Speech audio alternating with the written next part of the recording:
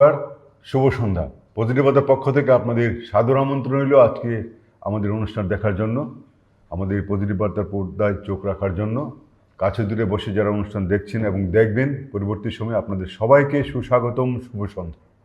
আজকে আমরা আমন্ত্রণ জানিয়েছি আমাদের আজকে বিশেষ অতিথি সম্মানিত শ্রদ্ধেয় বিমানধর মহোদয়। সুপরিচিত মুখ আপনারা দেখতে পাচ্ছেন। ত্রিপুরা লেখালেখি জগৎ, সাংবাদিক জগতে, শুধু ত্রিপুরা নয় পশ্চিমবঙ্গে ওনার বিশেষ পরিচিতি রয়েছে। ওনার লেখনীতে উনি সুপরিচিত, সমস্তবাসী এবং সুবক্তা।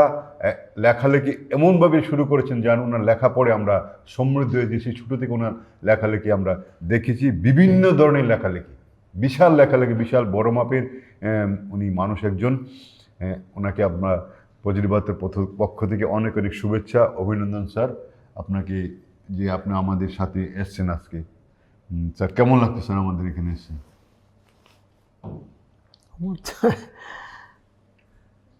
আমার তো খুবই ভালো লাগতেছে, খুবই ভালো লাগছে, কারণ একটা মেসেজ সমাজের কাছে যাওয়া দরকার একদম। এবং I have been chosen sir as a person to deliver it. কাজে এটা আমার কাছে একটু অনেক বেশি সম্মানের মনে হয় আর কি, কারণ আমি মফস্বলের লোক, সবসময় মফস্বলেই ছিলাম। তারপর বেশিরভাগ ত্রিপুরার বাইরেই ছিলাম, ফলে ত্রিপুরাতে আমার পরিচয় বিশেষ নাই। কাজে সে অপরিচয়ের মধ্যেও যে পরিচয়, এই পজিটিভ বার্তার কর্তৃপক্ষ আমাকে মনে করেছে, ধন্যবাদ তাদের।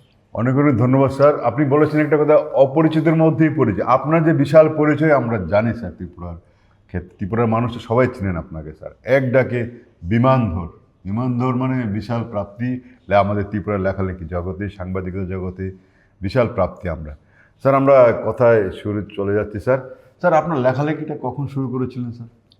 লেখালেখিটা একেবারে ক্যাজুয়াল, কারণ আমার কোনো সাংবাদিকতার ডিগ্রি নেই বা অন্য কিচ্ছু না, বা আমার কোনো মানে হাতে মক্স করা যাকে বলে খবর তাও না। তো সে প্রথম যদি বলতে হয়, সমাচার পত্রিকা যখন মোটর স্ট্যান্ডে এখানে, তখন পূজার একটু আগে, পূজার সংখ্যা বেরোবে, ওই সময় যে সত্য চক্রবর্তী, কল্যাণব্রত চক্রবর্তী যার নাম, আমার সহপাঠী, বসে আছি, গল্প হচ্ছে, ওনার সমাচার পত্রিকা পৃষ্ঠা পুরানোর জন্য একটা লেখা যায়, লেখার স্বল্পতা অল্প। আমাকে বললো, আমি তো কোনোদিন পত্রিকা লিখিনি, তো ঠিক আছে পূজার বিষয়ে লিখুন। তো ওই আমার প্রথম হাতে খড়ি, এবং এটা ছাপানো হয়েছিল। কোন সালের কথা বলছেন? সেটা 1961 হবে। উনি কি সম্পাদক ছিলেন সেই পত্রিকায়? না, সম্পাদক ছিল আমাদের ওই অনিল ভট্টাচার্য। অনিলদার পত্রিকাতে সত্যবাবু লেখালেখি করতেন। মানে পত্রিকার দায়িত্বটা মোটামুটিভাবে সম্পাদক অনিল চক্রবর্তী, যে আমাদের কবি কল্যাণব্রত চক্রবর্তী। আমরা প্রথম শুনলাম নামটা সত্যব্রত চক্রবর্তী। সত্যব্রত চক্রবর্তী কল্যাণ নামে, দুইটা নামই ছিল। কল্যাণ নামটা উনি পরিচিত হন, কিন্তু সত্যব্রত হলো ওনার প্রকৃত নাম আর কি, কিন্তু ওই নাম কেউ জানে না। আমরা এই তো আজকে প্রথম শুনলাম স্যার। ধন্যবাদ স্যার আপনাকে।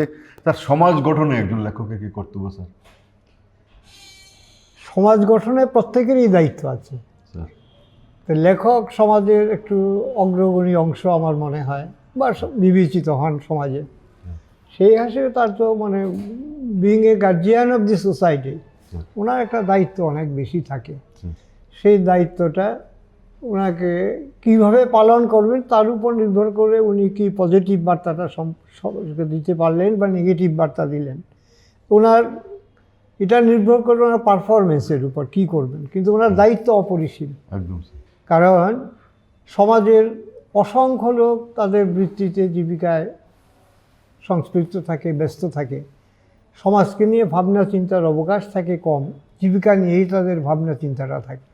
কিন্তু এই যে সমাজকে এগিয়ে নিয়ে যাওয়ার একটা থট প্রভোকেশন, যেটা এটা লেখকদের কাছ থেকেই আসে, এবং সমাজের যে ক্রান্তিকালগুলো, ওইখানে এই লেখকরাই কিন্তু একটা মোড় ঘুরায়।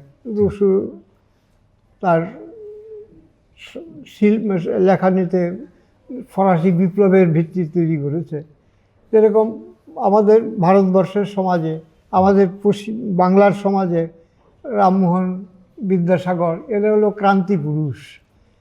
এরা শুধু মানে মানে মানে সমাজের গণ্যমান্য নন, শুধু অতি গণ্যমান্য, কারণ তাদের চিন্তাটা সমাজটাকে একদম একটা নূতন আধুনিক যে বাংলা সমাজ বা ভারতবর্ষের অ্যাকচুয়ালি রেনেসা যেটাকে বলি আমরা, বাংলা রেনেসা, এই রেনেসাটা কিন্তু ভারতে মানে শুধু বাংলায় কনফাইন ছিল না। এই যে ধাক্কাটা রবীন্দ্রনাথ বলি বা রামমোহন বলি, বিদ্যাসাগর বলি, তাদের যে ভাবনা চিন্তা সারা ভারতবর্ষকে প্রভাবিত করেছে। এবং আধুনিক ভারতের প্রবক্তা কিন্তু এরাই মূলত। অর্থাৎ শুরুটা বাংলা থেকেই, বাংলা রেনেসা থেকেই শুরু, লেখালেখি থেকেই শুরু, লেখকরাই তার করেছেন। এবং পরবর্তী যে লেখক প্রজন্ম, তাদের ইন্সপিরেশনে ওরা সমৃদ্ধ হয়েছেন, দিক খুঁজে পেয়েছেন, নিজের মতো চিন্তা যুক্ত করে এটাকে আরও প্রসারিত, পল্লবিত এবং সময় উপযোগী করেছেন। কাজে এটা প্রত্যেকেই কিন্তু লেখার মধ্য দিয়ে গেছে। কাজে একটা উপন্যাস, তার ভূমিকা অনেক বেশি হয়। এটা শুধুমাত্র একটা গল্প চরিত্র না, এটার ভিতরে তার দার্শনিক কথা থাকে, সমাজের চিন্তাটা থাকে। কীভাবে, যেমন পল্লী সমাজ শরৎচন্দ্রের, এটা ছিল তখন সমাজে একটা স্থবিরত্ব থেকে সমাজটাকে সচল করার একটা ধাক্কা। হ্যাঁ, এরকম আর কি। ধন্যবাদ স্যার আপনাকে, সুন্দরভাবে আপনি কথাটা বললেন যে লেখকের কি কর্তব্য সমাজ গঠনে। স্যার স্যার আপনি শুধু আমাদের ত্রিপুরাজও তো আপনি বিশালভাবে সুপরিচিত বিমানধর। আমাদের ত্রিপুরা দৈনিক সংবাদ, সেনদন, ত্রিপুরা দর্পণ, ডেলি দেশের কথা, মানুষ পত্রিকা, তারপর যে আমাদের পত্রিকাগুলো, সমস্ত কাগজে আপনার লেখা বেরোচ্ছে, প্রবন্ধ কিছু না কিছু ডেলি বেরোচ্ছেই লেখা। স্যার শুধু আমাদের রাজ্য নয়, পশ্চিমবঙ্গের বিভিন্ন পত্রিকায় স্যার আপনি বেরোচ্ছেন। এই যে আপনার একটা পরিচিতি স্যার, স্যার আমাদের কাছে তো আমাদের গর্ব মনে হয় যে আপনার মতো মানুষ একজন ত্রিপুরাতে রয়েছেন। স্যার আপনার কেমন মনে হয় স্যার এটা? না, যে প্রত্যেক লেখকেরই এইটাই ফিলিংস, তার লেখাটা সে লেখে কিন্তু তার চিন্তা ভাবনা এবং তার সর্বস্ব দিয়েই, কিন্তু মনের সর্বস্ব দিয়ে সে লেখাটা লেখে। প্রত্যেক লেখক তাই করে। লেখাটা যখন ছাপায় আসে, লোকে পড়ে, সে পড়ানোর জন্যই তো লেখে, লোকে পড়ুক। তাহলে না পড়লে তার মনে দুঃখ হয়, কষ্ট হয়, আবার পড়লে পরে আনন্দ পায়। লেখাটার ইন্সপিরেশনটা তার ভেতর থেকে আসে, কিন্তু প্রত্যাশাটা মানুষ পড়ুক, অর্থাৎ আমার কথাটা জানুক, আমার ভাবনাটা লোক জানুক। আমি কাউকে প্রভাবিত অবশ্যই করব, এটা থট প্রভোকিং হিসাবে, এটা কমান্ড হিসাবে নয়। একদম স্যার, হ্যাঁ ধন্যবাদ স্যার। আপনার যে একটা পরিচিতি আমরা জানি স্যার, আমরা যে আপনাকে এমনভাবে শ্রদ্ধা করি, ভালোবাসি, কেন করি স্যার আপনাকে? কারণ আপনার বিশাল পরিচিতি স্যার রয়েছে স্যার। আপনাকে বোঝা যায় না যে লেখা আপনি হেঁটে যাচ্ছেন স্যার, রবীন্দ্রমোহন সামনে যেন হেঁটে যান স্যার, আপনি সবাই বলে বিমান কাকু যাচ্ছেন। এই যে আপনার আমরা সবার একটা অনুভূতি, সবার একটা ভালোবাসা, শ্রদ্ধা আপনার প্রতি, কেন হয়েছে স্যার একটু বলুন স্যার। কেনটা তো আমি বিচার করতে পারবো না, এটা যারা পাঠক তারা বিচার করলো। হ্যাঁ, কেউ আমাকে ভালোবাসে, আবার কেউ খারাপও বলে। এটা খারাপ যে বলে, খারাপ বলে না, খারাপ ভালো মানে সমালোচনা। লেখার সমালোচনা হবে, যে কোনো সৃষ্টির সমালোচনা হবে। রবীন্দ্রনাথের শিল্প নিয়ে নীরশ্রী চৌধুরী অনেক কটু মন্তব্য করেছেন। একদম। হ্যাঁ, এগুলো তো আছে। একদম স্যার। স্যার ত্রিপুরার সাংবাদিকতা কখন শুরু হয়েছিল, এই কালের কিছু প্রতিচ্ছবি আপনার চোখে দেখতেছে স্যার? এইটা ত্রিপুরার, আমি যদ্দূর পড়াশোনার মধ্যে আমার পরিধি যেটা, ত্রিপুরার তখন তো মানে রাজন্য আমলে এই ব্রাহ্মণবাড়িয়া বা চাকলা রসুনাবাদ, ওইখানেও ত্রিপুরাকেই ধরা হইত। আর ত্রিপুরার যখন স্বাধীন হয়ে গেল, স্বাধীন ভারতের অন্তর্ভুক্ত হইল, তখন কিন্তু ওইখানকারই কিছু লোক ত্রিপুরাতে আয়া পত্রপত্রিকায় শুরু করলো। এটা আমার জানা কথা, আই মে বি রং, ভুলও হইতে পারে। এরাই পত্রিকা জগৎ, ত্রিপুরার প্রথম পত্রিকা জগৎ তারাই কর্তৃত্ব করছে বা তারা অভিভাবকত্ব করছে। কর্তৃত্ব করাটা ঠিক না, পত্রিকার জগতের অভিভাবকত্বটা করছে এবং ওই জিনিসটা তারা সমাজে দিতে পারছে যে একটা গভর্নমেন্ট চলে, সমাজ চলে, তো সমাজের সঙ্গে সরকারের যে সম্পর্কটা এটা সাধারণ লোক কিন্তু বুঝে না। এইটাকে to make them understand the relation between the government and the people, এই জিনিসটা এবং সরকারের কী করণীয় আর জনসাধারণের বা কী করণীয় এবং কী প্রত্যাশা সরকারের কাছে, ওই জিনিসটা কিন্তু পত্রপত্রিকার মাধ্যম হয়। কাজে ওই যে প্রথম যে লোকরা স্বাধীন ভারতে, স্বাধীন ত্রিপুরাতে আইলেন পূর্ববঙ্গের থেকে বা চাকলা রসুনাবাদ অঞ্চল থেকে, তারা এই দায়িত্বটা আমাদের সমাজে প্রতিষ্ঠিত করতে পারছিলেন। আজকের যে সংবাদপত্র এটা তাদেরই উত্তরাধিকার। এখন কোয়ালিটি কোয়ান্টিটি ভিন্ন, এটা পরে যদি প্রশ্ন থাকে, কিন্তু তারা ভিত্তিটাকে তারাই স্থাপন করছে, মানুষকে সচেতন করার কাজটা তারাই প্রথম করছে যে what is demand two a government, এই জিনিস, এই সচেতনতাটা মানুষের মনে তারাই আনছে। সেই কালের যারা সাংবাদিকতা শুরু করেছেন স্যার, আর প্রথম পত্রিকা শুনেছি অরুণ নামে একটা পত্রিকা শুরু হয়েছিল স্যার, জানেন? হ্যাঁ, অরুণ নামে পত্রিকা শুনছি আমি, দেখছিও একাধ কপি। হ্যাঁ, তো পরবর্তী সময়ে আমাদের যারা সাংবাদিকতা করেছেন পত্রিকা নিয়ে, আমি বেশিরভাগটা না, সেটা তো আছে, এটা ধারাবাহিক, যখন ইতিহাস লেখা হইব তখন সেই পর্যায়ক্রমটা কিন্তু এইখানে যদি ত্রিপুরা প্রথম, যেমন ওই 55-এ অ্যাকচুয়ালি জাগরণ পত্রিকা, হ্যাঁ, 53-তে দেখা যায় সেবক পত্রিকা, এরকম মানুষ পত্রিকা, তখন অনেক পুরনো পত্রিকা। এবং তখন পত্রিকা কিন্তু সবচেয়ে পাইওনিয়ার হয়ে গেছিল গিয়া জিতেন পাল, একদম জাগরণ পত্রিকা। জাগরণ পত্রিকা তার কারণ হলো ওই যে এখানে কথাটা যে এ পলিটিক্যাল, কিন্তু no man is apolitical, every man is political.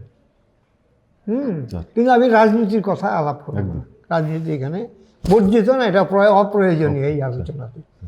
কিন্তু ওনার এই যে পরিচিতি, প্রাধান্য এবং কমান্ড, এটার কারণ ছিল দেশ বিভাগের পরে যে উদ্বাস্তু স্রোত এখানে ত্রিপুরাতে আসে, উদ্বাস্তুদের নিয়ে তাদের পুনর্বাসন, তাদের সুখ সুবিধা ইত্যাদি বিষয়ে যে দাবি আন্দোলন, এই কাজটা উনি তার পত্রিকার মারফত করতেন উনি। কাজেই একটা পলিটিক্যাল লিডারের যে গুরুত্ব ছিল জিতেন পালের, ওই গুরুত্বটাই ছিল even if he is a political man. আমরা যে জাগরণ পত্রিকা, সেটা থেকে নাকি আমাদের এই গণরাজ উনি নাম হয়েছে না, গণরাজ পত্রিকা? না, গণরাজ পত্রিকা, গণরাজ পত্রিকাটা আছে তাহলে? এটা সুখময়বাবুর পত্রিকা ছিল, সুকুমার সেনগুপ্ত। এবং এটা পত্রিকাটা ছিল অ্যাকচুয়ালি, এটা ছিল সুখময়বাবু করছিলেন, কিন্তু শচীনবাবু তাদের একটা প্রত্যাশা ছিল, প্রত্যাশাটা ছিল এটা সচিন্দ্রলাল সিংহ ত্রিপুরার প্রথম চিফ মিনিস্টার, তার একটা প্রত্যাশা ছিল কি এটা কমিউনিস্ট আর কংগ্রেস পার্টির পত্রিকা হলো। কিন্তু ইন কোর্স অফ টাইম দেখা গেল পত্রিকাটা সুখময়বাবুর পত্রিকা হলো। হ্যাঁ, কিন্তু এটা পার্টির যেহেতু কর্তৃত্ব নাই, এটার ক্রেডিট ডিসক্রেডিট সবটাই সুখময়বাবুর উপরে বর্তাইল। ত্রিপুরার ইতিহাসে, সংবাদপত্রের ইতিহাসে গণরাজের একটা ভূমিকা আছে, এবং এটা কিন্তু এবিট মানে ডিপার্চার ফ্রম দি প্রিমিটিভ, মানে ইনিশিয়াল স্টেজ। কারণ জাগরণ, মানস, ত্রিপুরা, এই যে পত্রিকাগুলো, তার থেকে সুখময়বাবু হি ওয়াজ মোর মডারেট। একদম। হ্যাঁ, তো পত্রিকাতে তার রিফ্লেকশন ছিল, মানে পিক আপ নিউজকে সিলেক্ট করা, নিউজকে পরিবেশনা করা, এইটা। যেমন আনন্দবাজারে সন্তোষ ঘোষ নিউজ লেখার প্যাটার্ন চেঞ্জ করে দিয়েছে, এটা ঐতিহাসিক। একদম স্যার। এইরকম আর কি, এটা সুখময়বাবু ওই জায়গাটাতে একটা। স্যার, অরুণ থেকে শুরু করে পরবর্তী সময়ে আমাদের ত্রিপুরা রাজ্যে অনেক সংবাদপত্র বেরিয়েছে স্যার। বর্তমান যে স্যার সংবাদপত্র চলছে স্যার, সে একটা পরিচিতি স্যার আপনার মুখে জানতে চাই, কীরকম ধারায় চলছে স্যার আমাদের বর্তমান সাংবাদিকতা, সংবাদপত্র ত্রিপুরা রাজ্যে?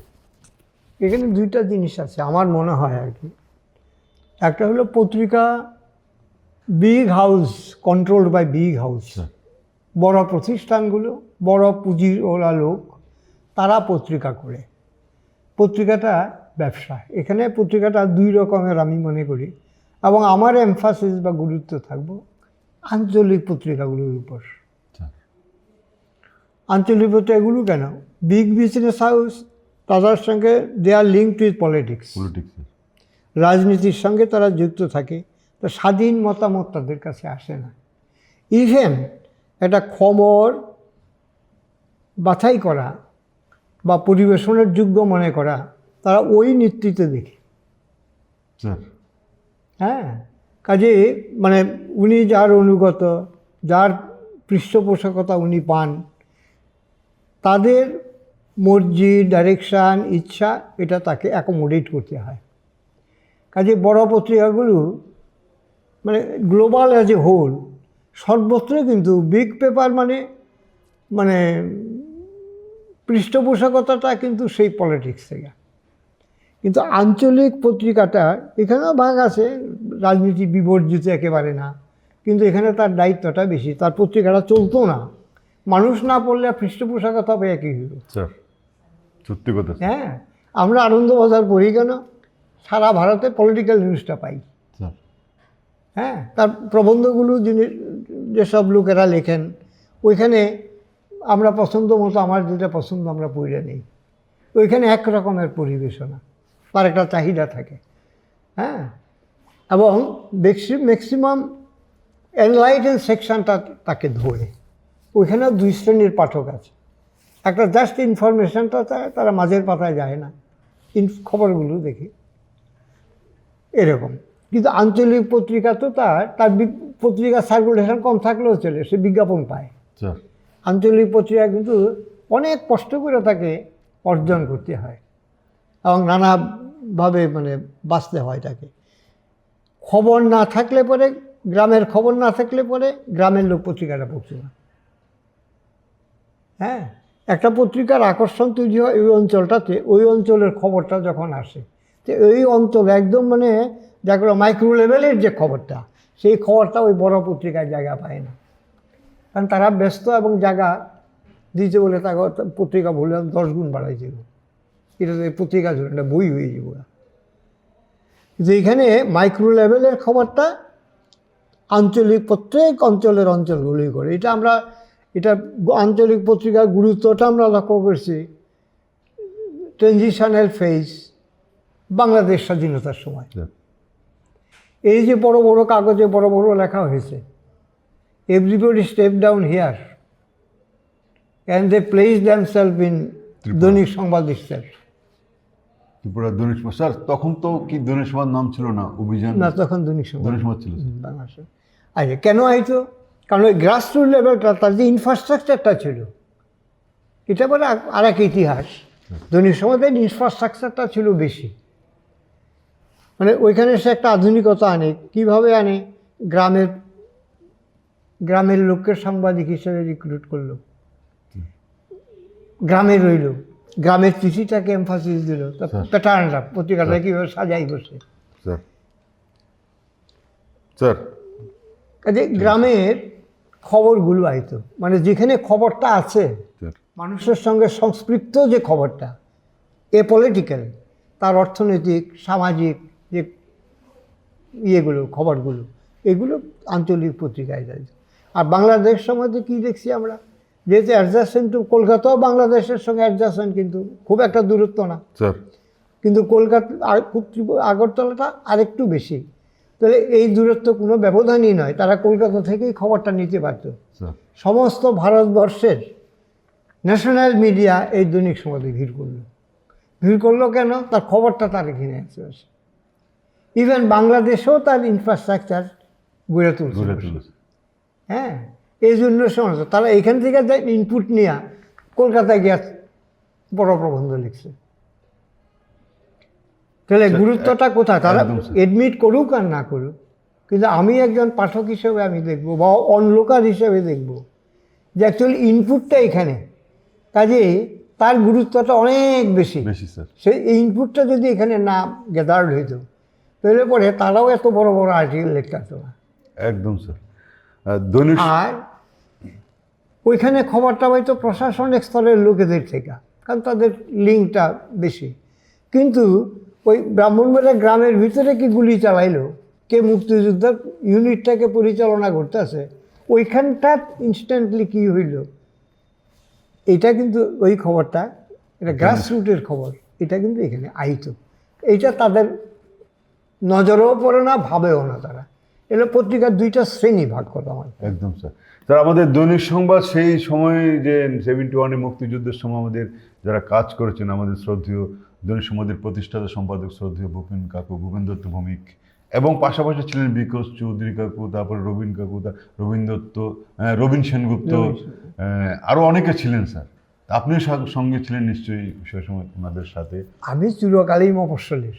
হ্যাঁ, না স্যার, মফস্বল হলো আপনার সেই সময় আপনি স্যার অ্যাকচুয়ালি স্যার উদয়পুরতে সঙ্গে তো সেই সময় কিন্তু একটা মুক্তিযুদ্ধের সময় বিরাট একটা এখানে ছিল যারা, না সেই অর্থে তো আমি অ্যাসোসিয়েট একদম অ্যাসোসিয়েট আছে, আপনি থাকবেন তবে স্যার।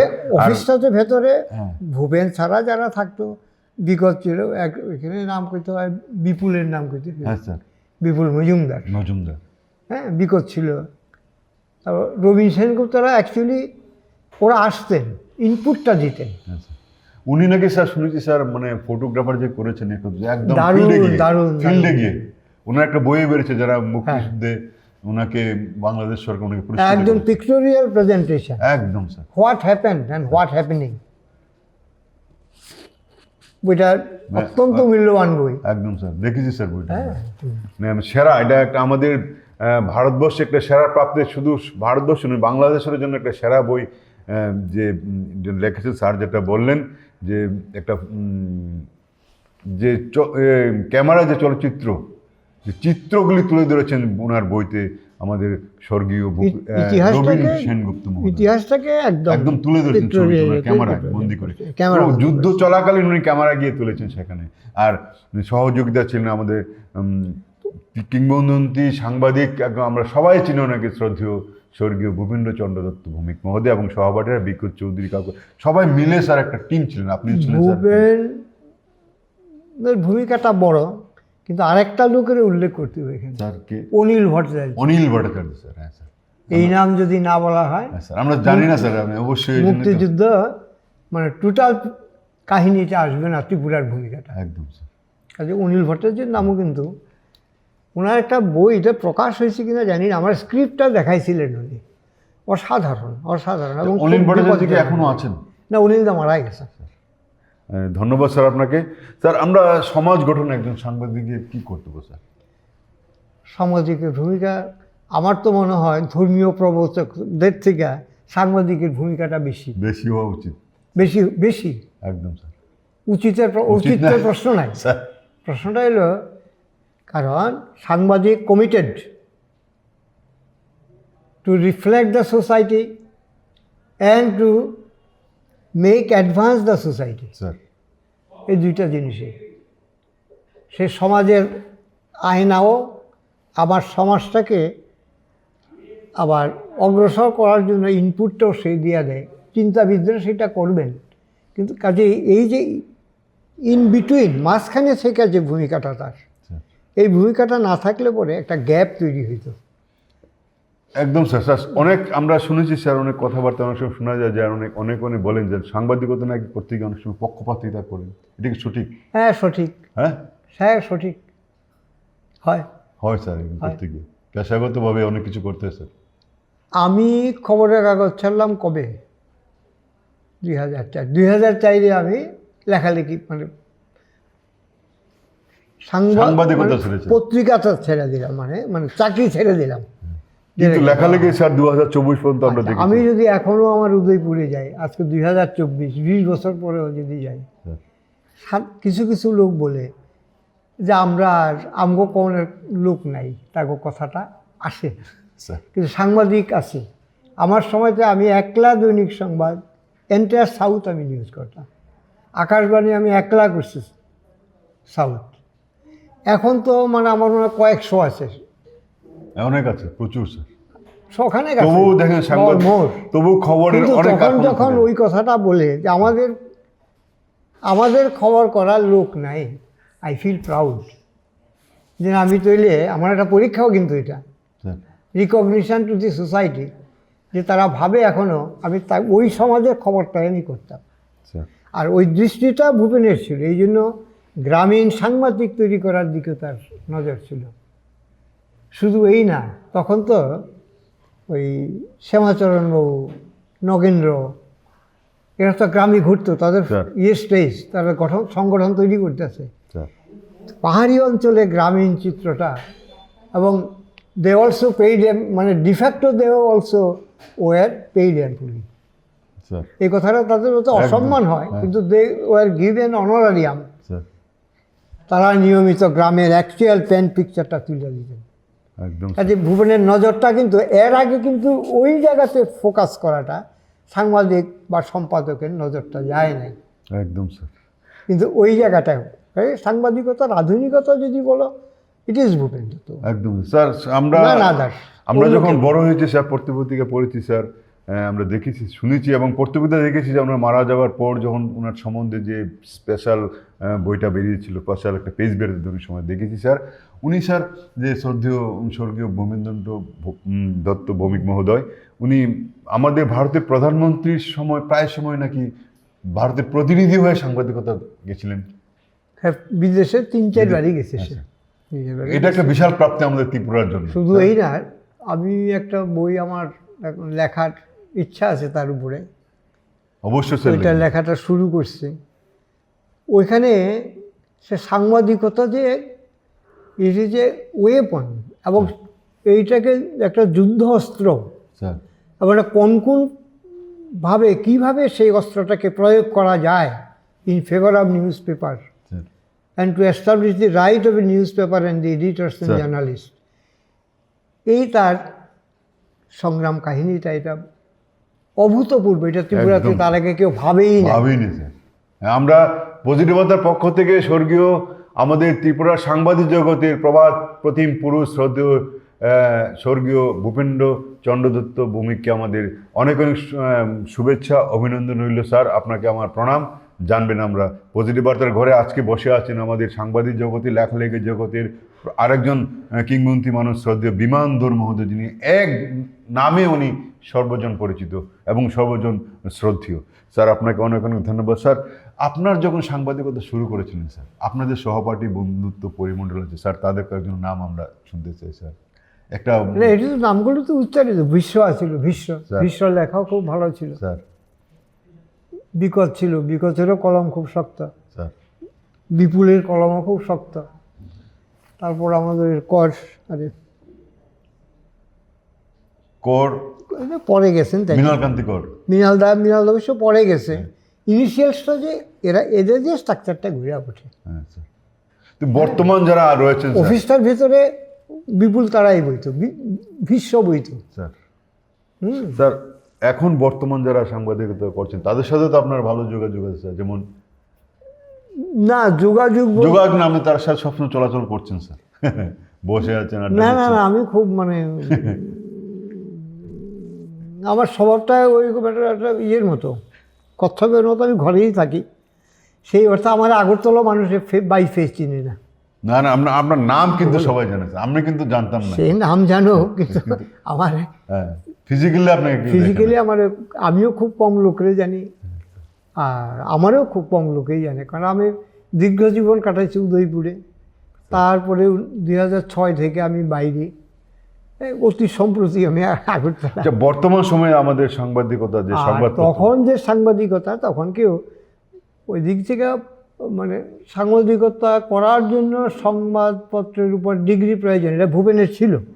ভুবনের থাকাতে যেটা হয়েছে, ত্রিপুরা উপকৃত হয়েছে। স্যার একদম অর্থাৎ একটা আধুনিক সমাজের সংবাদপত্রের ভূমিকা কী সমাজে, এবং সে একজন বিখ্যাত লোকের ছাত্র ছিল ক্যালকাটা ইউনিভার্সিটিতে, মোহিত মৈত্র। হ্যাঁ, ওইসব লোকের সান্নিধ্যে থেকে তাদের পাঠ নিয়ে আয়া সেইখানে বিচ্ছে। কাজে ত্রিপুরা আধুনিকতার যে চোখটা, এই চোখটা সে নিয়ে আসছিল কলকাতার থেকে। একদম স্যার। আর আমরা যারা সাংবাদিকতাতে আইছি, আমি তো অন্য পেশায় ছিলাম। আমি পেশায় অ্যাকচুয়ালি বেসিক্যালি আমার শিক্ষক। স্যার পেশাটা হয়েছে আমার কোনো পেশা না। ভূপেন কইল একদিন, তুমি সাউথ দেখো। ওই একদিন 70 সালে কোথাও বা 71-এ আকাশবাণী থেকে গেল দক্ষিণ জেলা করো, তো করলাম।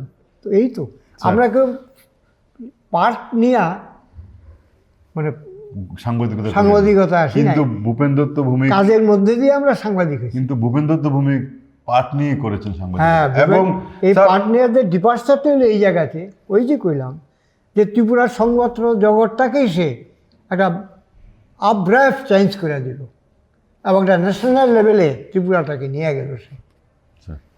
স্যার, আপনি তাহলে বলছেন যে আমাদের সাংবাদিকতা এবার সেই কাল থেকে এই কাল থেকে যে শুরু করে যে শ্রদ্ধেয় স্বর্গীয় ভূপেন কাকু অর্থাৎ ভূপেন দত্ত ভূমিক সাংবাদিকতার যে একটা সংকুচন বা সাংবাদিকতার যে পরিধি সমস্তভাবে ভারতবর্ষে ছড়িয়ে দেওয়ার প্রয়াস চেষ্টা করেছেন। সাংবাদিকতা বলতে গেলে ভূপেন কাকুর নাম আসবেই স্যার, এই সম্পর্কে কোনো সংশয় নেই। একদম স্যার, আপনার মুখে আমরা জানতে চাই, আমি না স্যার, প্রতিনিধিত্বের পর্দায় যারা চোখ দেখছেন, আপনার মতো মানুষ যারা অনেকে চেনেন অনেকে চেনেন না, বিমানদর ত্রিপুরার প্রত্যেক এখনও লিখে যাচ্ছেন স্যার। এই বয়সে আপনি এখনও লিখে যাচ্ছেন স্যার ঘরে বসে। সেদিনও একটা লেখা দেখলাম স্যার, আপনি যে ধরনের লেখাগুলি লেখেন স্যার, অসাধারণ প্রাপ্তি আমাদের এই সমাজে স্যার, সাহিত্য সমাজ, লেখক সমাজের সাথে। আমি লেখার সময় এরকম আমার মনে হয় না। না, আপনি আপনার মনে হয় না, কিন্তু আমরা লেখনি আমার মনে হয় একটা এখনো মানে যাই হোক যে কোনো কারণ হোক এখনো শরীর মন সুস্থ আছে। একদম স্যার, আমরা চাই আপনি আরো দীর্ঘজীবী 83 বছর এবং আরো অনেক দিন লিখে যান স্যার। আপনার লেখনীতে আমাদের সমাজ সমৃদ্ধ। লেখার সময় ক্লান্তিটা আমার আসে না, এখনো আসে। মনে হয় যেন মনের উদ্যোগেই থাকে যে এখন লিখি, বিষয়গুলো আমাকে ভাবায়, ওই জন্য আমি। এবং লেখক সমাজ, সাংবাদিক সমাজকে একটা কথা বলবো আমি, যে আমাদের বিমান স্যারের প্রতি, বিমান স্যার একজন দৃষ্টান্ত ত্রিপুরার লেখালেখি জগতে, সাংবাদিকতার জগতে। ওনাকে যখন অনুসরণ করবেন আশা করি আপনার ভালো হবে। ধন্যবাদ স্যার। স্যার, আপনার যে সাংবাদিকতা পরিমণ্ডল পার হয়ে যখন আপনি 2024 আজকে বছর শেষ হতে চলেছে স্যার, আমাদের প্রতিনিধিত্বের ঘরে বসে আছেন স্যার, সার্বিকভাবে স্যার সেই থেকে 2024 পর্যন্ত ত্রিপুরার সার্বিক উন্নতি কোন দিকে এগোচ্ছে স্যার আপনার চোখে? আগে সে তো শখই, মানে অ্যাডভান্সমেন্টটা তো সত্যি সমাজ এক জায়গায় স্থবির থাকতে পারে না। আর এখন গ্লোবাল ফেনোমেননটা এরকম, বা জাতির ইয়েটা প্রেক্ষাপটটা এরকম যে এক জায়গায় স্থবির থাকার কোনো উপায় নাই। একদম স্যার, একদম স্থবির থাকার কোনো উপায় নাই, কাজে আগাইতেই হইব। তো এখন হলো ফ্লেম ওয়ার্ক, বিভিন্ন ফেজে ক্রান্তিকালে এক একজন আসেন, আয়ে একটা ফেজ ধাক্কা দেয়, অগ্রসর হয়। যেমন এখনও আমি বলবো যে ভূপেনের ধাক্কা এখনো চলছে আমাদের সাংবাদিক জগতে, সংবাদ জগতে। ভূপেন আমার সহপাঠী। একদম স্যার, আমরা জানি স্যার আপনার সহপাঠী ভূপেন কাকুর লেখনীতে ত্রিপুরা অনেক সমৃদ্ধ হয়েছে, আর সাংবাদিকতা বিশালভাবে উপকৃত হয়েছে স্যার সাংবাদিক জগৎ ত্রিপুরা, এটা বলার আক্ষেপ রাখে নাই। তো বললাম যে মানে জাতীয় স্তরে তার যে একটা ভূমিকা, ত্রিপুরা যে একটা, ত্রিপুরাকে আমি বলবো শুধু সংবাদ ভূপেনের ভূমিকাটা ত্রিপুরাকে সমাজ চেতনাকে আধুনিক করার ক্ষেত্রেও তার লেখনী কাজ করছে। একদম স্যার, আপনাকে অনেক অনেক ধন্যবাদ স্যার। আজকে আপনার যে কথাবার্তা আমরা শুনছি, যে আমাদের প্রতিনিধিত্বের কথা বলছেন, এবং আমরা যারা পর্দায় চোখ রেখেছেন আপনারা শুনতে পাচ্ছেন আমাদের বিমান স্যার কি বলছেন। আমরা স্যার এই যে আপনার স্যার অনেক প্রচুর লেখা বেরিয়েছে স্যার, দেখেছি সেদিনও লেখা বেরিয়েছে, প্রচুর লেখা বেরিয়েছে। একটা বই আপনার বেরিয়েছে স্যার, আপনার নানান লেখা নিয়ে একটা প্রবন্ধ এবং বিভিন্ন বই করেছে স্যার, এটা সম্বন্ধে একটু জানতে চাই স্যার। এইটা তো পত্রিকা লেখাগুলো বেরিয়েছে, সমস্ত লেখা, সাইড অফ দি গন। এমনি আমার একটা বিশাল প্রাপ্তি স্যার, বইটা যে বেরিয়েছে স্যার, ওই যে সম্পাদনা কে করছেন জানি না, সমস্ত মনে হয় ত্রিপুরা দর্পণ থেকে বইটা বেরিয়েছে। ওই ত্রিপুরার 10 জন রাজনীতিবিদ, এই বইটা যাই আমার কিছু প্রবন্ধ নিয়ে বের করছিল, এটা বোধ হয় 2008। যাই হোক, একটা বই বেরিয়েছে স্যার, দেখেছি বিশাল প্রাপ্তি বইটা ত্রিপুরার জন্য একটা দলিল হিসাবে স্যার ব্যবহৃত। বইটা পড়েছি স্যার আমরা, স্যার দেখেছি সম্ভবত ত্রিপুরা দর্পণ বেরিয়েছে না সম্পাদনা। আমার বেশিরভাগ বই ত্রিপুরা দর্পণ, শুধুমাত্র 2টা বই করছে নীলি পোদ্দার, আমাদের পৌর্ণমী, একটা গোলাঘাটি আন্দোলনের উপর, কৃষক বিদ্রোহের উপর, আর একটা করছে উদয়পুরের ত্রিপুরা সুন্দরীর উপর। যদিও আমি মানে ধর্মীয় আলোচনা আমি করি নাই, তার মানে হিস্ট্রিক্যাল পার্সপেক্টিভ, ওইটা নিয়ে আমার বইটা। কাজে যারা ধর্ম সম্পর্কে আগ্রহ হয়ে বইটা আমার পড়তে চাইবেন তারা হতাশ হবেন। একদম স্যার। বইটা একটু ভিন্ন রকম, যেখানে একটা ডিসপিউট আমি তুলছি ওইখানে প্রসঙ্গত, যদি সময় থাকে তোমাদের। স্যার এই যে বইটা স্যার বেরিয়েছে স্যার, আপনার বইটা স্যার যে সম্পাদক করেছেন আমাদের ত্রিপুরা দর্পণের যে বর্তমান সম্পাদক শ্রদ্ধেয় সমীরণ রায়, আর কেউ আছে জানি না, আমি ওনার নামটা মনে দেখেছি। এই বইটা একটা বিশাল প্রাপ্তি আমাদের ত্রিপুরা রাজ্যের জন্য, একটা বিশাল দলিল। আপনারা যারা সংগ্রহ করেননি বইটা সংগ্রহ করবেন, যে বইটা বিশাল প্রাপ্তি স্যারের লেখা। বিমানধর ওনার যে আর্টিকেলসগুলি লিখতেন, প্রবন্ধগুলি লিখতেন সমস্ত পত্রিকায়, পত্রিকা থেকে বেশ কিছু প্রবন্ধ সংগ্রহ করে বইটা বেরিয়েছে, বিশাল প্রাপ্তি। সমীরণ যেটা করছে, আমার একটা প্রবন্ধ সংকলন আছে আত্মবন্দির দুঃসময়, অর্থাৎ political degradation of the society, in the society, এটা সমীরণ করছে আত্মবন্দির দুঃসময়। আর একটা বই করছে যেটা, এটা ওই বীরেন দত্তের উপরে লেখা, এটা হইলো অন্য মানুষ অন্য রাজনীতি।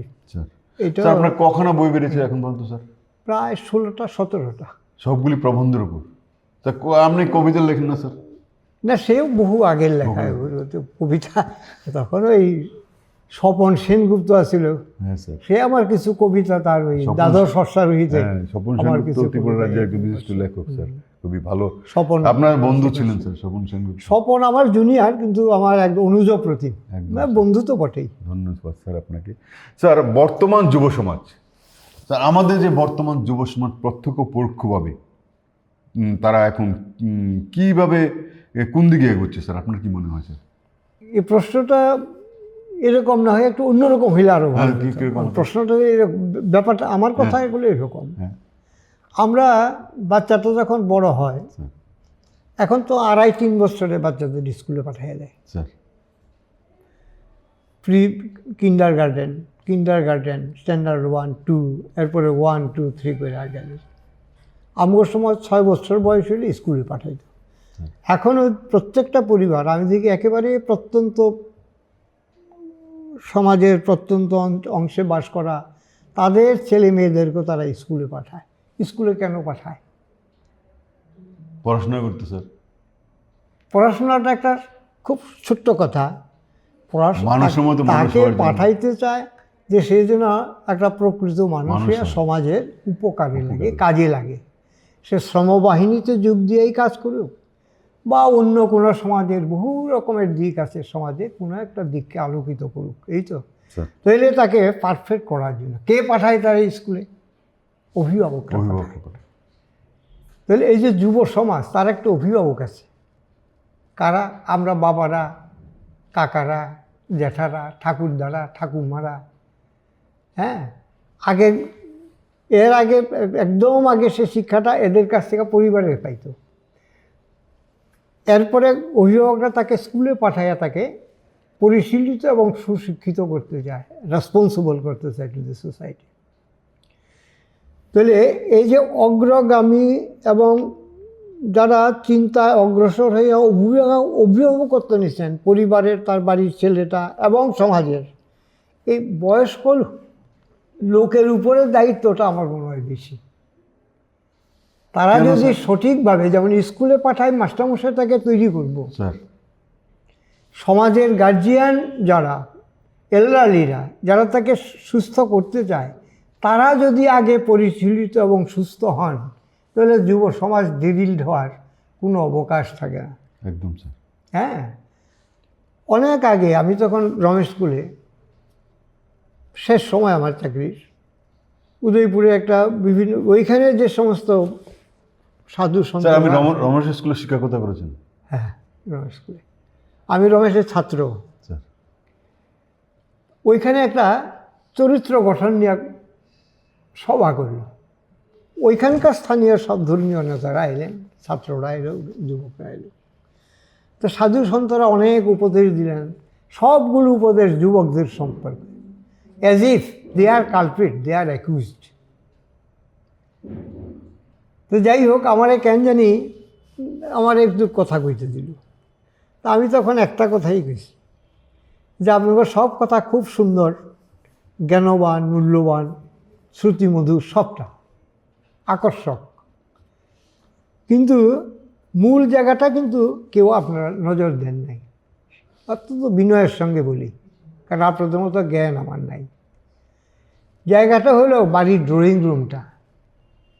একদম স্যার। যে বাবা ঘরে বয়ে ঘুষ খাওয়ার নেগোসিয়েশন তৈরি করে,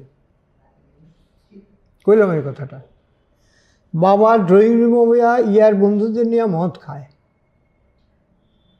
বাবা অনবরত মিথ্যা কথা বলে, যেখানে যে ছেলেদের যা ছেলেকে যা মেয়েকে যা উপদেশ দিল তার বিপরীত আচরণটা ড্রয়িং রুমটাতে করতে আছে সে। হ্যাঁ, তাহলে এই ছেলে বাবাকে মানব কেন? একদম স্যার, সঠিক কথা বলেন। একটা আমি ওই কথাটাই কইছিলাম, আমার দূর কথাই আমি কইছি। কাজে আপনাদের উপদেশটা বর্ষিত হওয়া উচিত টু রেকটিফাই দি এল্ডারলি। শিশুরা তো আমরা পাঠাই, এটা কোমলমতি, আমরা যেমনি পড়াবো ওইভাবে সে পড়বে। অনেক অনেক ধন্যবাদ স্যার। আপনি যে কথাটা বলেন আজকে বিশাল প্রাপ্তি হলো যে ড্রয়িং রুম হলো আমাদের একটা কারখানা, সেই কারখানা থেকেই আমাদের সৃষ্টি হয় সব কিছু। এটা পক্ষে যেতে পারে, বিপক্ষে যেতে পারে, তাই স্যার? কাজে শুধু ছেলেদের যুবকদের দোষ দিয়ে কোনো লাভ নেই স্যার। ধন্যবাদ স্যার, একদম বিশাল একটা কথা আপনি বললেন আজকে, আমরা জানতে পারলাম স্যার এই ঘরে। স্যার ত্রিপুরা স্যার সাহিত্য সমাজ কিভাবে কিরকম চলছে আপনার চোখে, কি মনে হয়? আমি তো সাহিত্যিক লোক না হে না, তবু আপনার চোখে জানতে চাই, আপনি একটা বড় লেখক, সাহিত্যিক না, আপনি কি স্যার সাহিত্যিক থেকে কম নয় স্যার? কিরকম মনে হয় স্যার? না না, এখন ত্রিপুরার সাহিত্য অনেক সমৃদ্ধ, অনেক ম্যাচিউর। এখন এটাকে তুমি, একটা সময় ছিল 70 দশকের শুরু, ইনিশিয়াল স্টেজটা পর্যন্ত, যখন ত্রিপুরাটা সাহিত্যটা যেন একটা ত্রিপুরার মধ্যেই যেন সীমাবদ্ধ। মানে ত্রিপুরা মানে না, ওইটা তখন ইয়েটা ছিল একটা অনুকরণীয় বিষয়, যে একটা পশ্চিমবঙ্গের সমৃদ্ধ শিল্প সাহিত্যে ওই শিল্পটাকে ওই রকম একটা গল্প লেখন, ওইরকম একটা উপন্যাস লেখন, চরিত্রগুলো কৃত্রিম ছিল। কিন্তু 70 অনওয়ার্ড একটা ড্রাস্টিক চেঞ্জ হয়েছে কিন্তু চিন্তা চেতনা যারা লেখেন লেখকদের মধ্যে। ভীষ্ম, মানস দেববর্মন, ভীষ্ম ভট্টাচার্য, কালীপদ চক্রবর্তী, এরা 3টা পায়োনিয়ার যারা ত্রিপুরাকে তাদের সাহিত্যের বিষয় করল। এবং ত্রিপুরার সাহিত্য এখন পার্ট 2 এখন বাংলা সাহিত্যের একটা সমৃদ্ধ অংশ হয়ে গেছে। একদম স্যার, ধন্যবাদ স্যার আপনাকে। স্যার আপনার চোখে আমাদের ত্রিপুরা চলচ্চিত্র নিয়ে একটুখানি জানতে স্যার, কিরকম দেখতে আমরা সেই কাল থেকে বর্তমান? না না, এটা আমার বিষয় না, কিন্তু আপনি এক্সক্লুসিভলি আমার বিষয় না। তবু স্যার আপনার চোখে সাংবাদিকতা কাজ করেন দীর্ঘদিন স্যার, আমরা একটু কম বয়সে, আমি ব্যক্তিগতভাবে পিউরিটিয়ান ছিলাম, সিনেমা কমই দেখতাম। কাজে সিনেমা নিয়ে আমি ভাবনা চিন্তা করি নাই। আমাদের প্রথম বাংলা চলচ্চিত্র, কাজে আমি এটা কইতে পারতাম না। তো কইতে হইলে বলে আমার পরবর্তী সময় আমি চর্চা খোঁজ খবর নিয়ে আসবো। অনেক অনেক ধন্যবাদ স্যার আপনাকে। আমরা আজকে আমাদের পজিটিভ বার্তার ঘরে আমন্ত্রণ জানিয়েছি ত্রিপুরা রাজ্যের একজন শ্রদ্ধেয় ব্যক্তি, সর্বজন শ্রদ্ধেয় ব্যক্তি, সবার প্রিয় মানুষ, শ্রদ্ধেয় মানুষ, যার নাম আপনারা শুনেছেন কিন্তু স্বচক্ষে দেখেননি। আজকে দেখে নিন, শ্রদ্ধেয় বিমান দৌড় পত্রপত্রিকায় গতকালও লেখা বেড়েছে, আর প্রত্যেক সপ্তাহে দৈনিক সংবাদ, ত্রিপুরা দর্পণ, সেনদন, ডেলি দেশের কথা, মানুষ পত্রিকা, নানান পত্রিকা লেখা বেড়েছে। এই এখনও লিখে যাচ্ছেন ঘরে বসে বসে শ্রদ্ধেয় বিমান দৌড় মহোদয়। স্যার আপনার কাছে আমি একটা জানতে চাইবো স্যার, আমাদের বর্তমান নতুন প্রজন্ম যারা আগামী পৃথিবীর ভবিষ্যৎ, তাদের উদ্দেশ্যে স্যার আপনি কি বার্তা দেবেন স্যার? এই বার্তা মনে হয় না কোনো মহাজ্ঞানীও দিতে পারবে। কারণ কন্ট্রাস্টটা হইতেছে কি, যে বিজ্ঞান সমাজকে আগিয়ে দিছে, কিন্তু বিজ্ঞান এমন একটা জায়গায় পৌঁছে, ইন্টারনেট, আর্টিফিশিয়াল ইন্টেলিজেন্স বা এই যে কি জানি আপনার এলন, হ্যাঁ স্যার, আপনাদের ভুলে গেলাম, রোবট ব্যাপারটা স্যার, এই যে জিনিসগুলো তারা আনতে আছে, আর না মানুষকে অনেকটা সাইড করে ফেলাইতেছে। যে সমাজটা ছিল মানুষের ইনভলভমেন্টের মাধ্যমে সমাজ অগ্রসর হইল, এবং সিলেক্টেড মানুষের দ্বারা সমাজটাকে পরিচালনার জন্য তারা চেষ্টা করতেছে। হ্যাঁ, to earn profit, maximum profit, হ্যাঁ, minimum utilization of man power. কাজে এই যে 800 কোটি লোকের পৃথিবী, এই পৃথিবী নিয়ে সবাই শঙ্কিত হওয়া উচিত। একদম। তো আমার মনে হয় একটা সময় ওই যে কি বেবি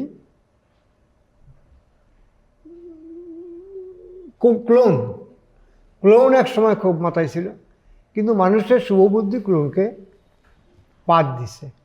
এইসব প্রচেষ্টা সম্ভবত এটা বিজ্ঞানের ল্যাবরেটরিতে থাকবো, বিজ্ঞানের অগ্রগতি হিসাবে, কিন্তু এটা যদি এই শ্রমনির্ভর বিশ্বে যদি শ্রম বিযুক্তিকরণের প্রযুক্তি, এটা টিকবো আমার মনে হয় না। কিন্তু এখন একটা সংকটকাল, যে কোনো লোকের পক্ষে চাকরি আছে যার সেও হারাইতে পারে, চাকরি নাই যার সে নাও পাইতে পারে, এই একটা অবস্থাতেই ঘটেছে। কোনো আশাটাকেই তারা বন্ধ করে দিতেছে। মানে শ্রমনির্ভর এই সমাজটা তো সমাজ নির্ভরে, তুমি মেধার শ্রম দিয়ে সমাজ গড়ো আর কায়িক শ্রম দিয়ে সমাজটা করো। অনেক অনেক ধন্যবাদ স্যার। পজিটিভতার পক্ষ থেকে আপনার প্রতি রইল আমাদের অনেক অনেক শুভকামনা, শ্রদ্ধা, প্রণাম। যারা পর্দায় দেখলেন, আপনারা দেখলেন আজকে আমাদের অনুষ্ঠান, আমাদের সম্মানিত অতিথি সর্বজন শ্রদ্ধেয় ত্রিপুরা রাজ্যের সাংবাদিক জগৎ, লেখনের জগৎ, বিশিষ্ট ব্যক্তিত্ব যারা নাম শুনেছেন বিমানবন্দর কিন্তু দেখেননি, আজকে দেখে নিন। আজকে ওনার সময় বের করে আমাদের মাঝে এসছেন। আপনাকে স্যার অনেক ধন্যবাদ, শ্রদ্ধা জানাই। আপনার পজিটিভ বার্তার পক্ষ থেকে আপনার প্রতি শুভকামনা রইল। আগামী দিনগুলিতে স্যার আপনি আরও লেখনীতে ত্রিপুরাকে সমৃদ্ধ করবেন, সমাজকে সমৃদ্ধ করবেন, এই আশা রেখে আজকে আমরা অনুষ্ঠানটি শেষ করছি। সবাই ভালো থাকবেন, সুস্থ থাকবেন।